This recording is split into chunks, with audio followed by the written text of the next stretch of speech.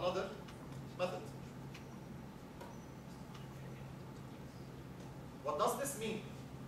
Is that now I can wait for a task to end and start a new task. Okay? And that was not possible using .NET 3.5 thread. Once you created a thread in .NET 3.5, as I said, it was fire and forget. Okay, so you can do nothing more about it. Now you can continue, you can return a result from a thread. So let me go back now and show you the example which shows the tasks. So this is a task program. As you can see here, I'm creating a task. Okay, and first thing I will do is that I will use the continue feature. What does this mean is that once this task ends, continue for me with another task. Okay? Good. I will comment this code. I will explain everything. Don't worry. So, let's see what will happen now. This code is clear, right? Create a task, wait this task to end, and start for me another task. So let me start. And what will happen is that I will show you a feature which is I can return a result from a thread, from a task, which is also new. I couldn't do that in .NET 3.5. As you can see here, I'm saying that once this task ends, return for me a string. Okay? Here I can get the result back. So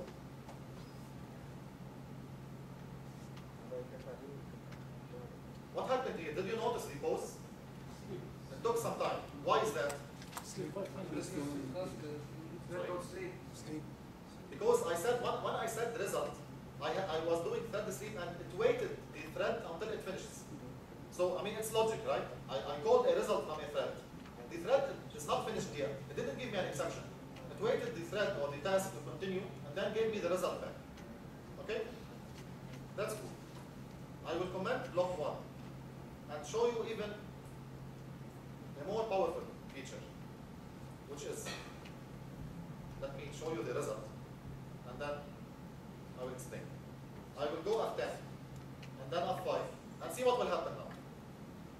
The control will go back to this delegate, which means I set a breakpoint here, and here I created a task. But this task has not finished yet, because it was waiting for the previous task, because I did the thread sleep 5 seconds.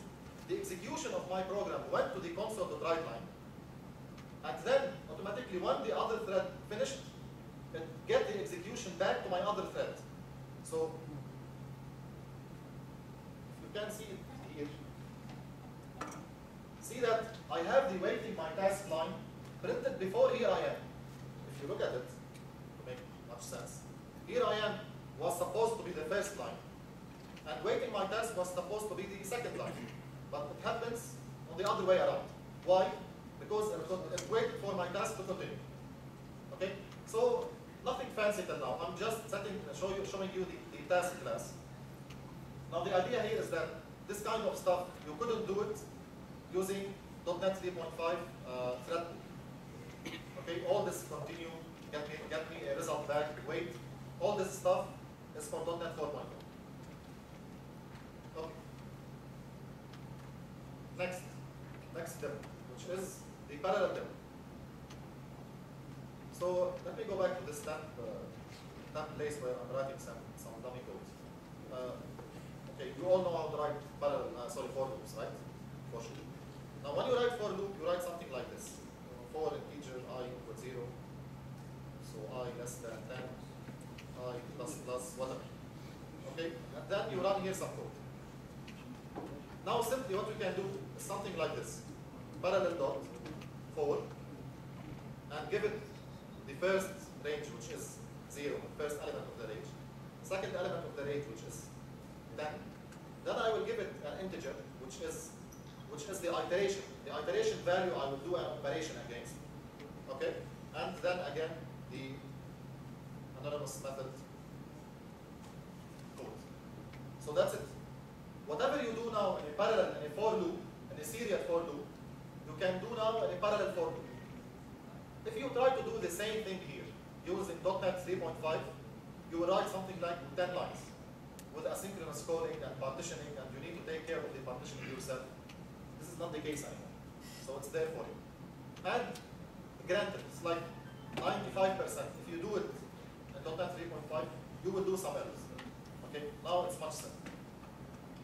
Let's see the running example. I'm creating a stopwatch just to measure the time. I'm creating a serial for loop, and I'm sleeping my thread for 1 second to simulate some stuff that is happening. And then I'm doing the parallel approach, which I showed you, which is parallel.4. And then again, I'm sleeping my thread for 1 second. Now, let's see the difference. Let's see the execution time of the serial code versus the execution time of the parallel code. Let's run the program. Now the serial code, it will take 10 seconds. Because it's a from 0 till 10 for loop. I'm sleeping the thread for 1 second. And it's serial. Okay, it took 9 seconds. However, as you can see, the parallel execution, if you can read what's printed here. So the serial took 9 seconds. The parallel took 3 seconds. So now this is a very, very simple demo. However, start imagining what this simple code can do to your applications. You write for loops all the time. For loops that does sophisticated, heavy business work. You insert something into the database, you create objects, you delete objects, whatever, you name it. Now what's happening is that you can get such performance gain using a very simple parallel.4. So this is huge, this is great. Okay? So what about the CPU usage? What about the CPU usage? Yes. Yeah, same thing. So if I show you the CPU usage. Let me run the program, I guess.